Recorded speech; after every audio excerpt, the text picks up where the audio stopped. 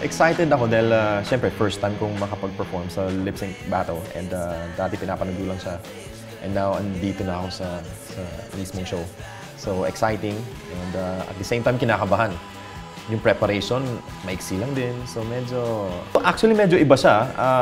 Iba siya kaysa magla-live ka. Kasi syempre hawak mo yung kanta, ikaw bahala sa kanta. Ito kasi may nakabox ka dun sa kanta. So, sasabayan mo yung emosyon ng singer doon. So, sa round 2, gagawin ko yung song ni Shakira.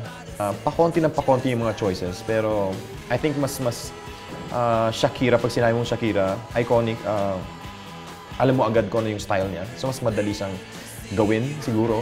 At madali siyang makarelate yung tao dahil familiar sa kanila yung song. Hindi na ako nagugulat. Actually, ilang beses na rin kami naglalaban-laban. Ako yung mananalo ngayong Saturday dahil first time ko itong gawin at on national TV.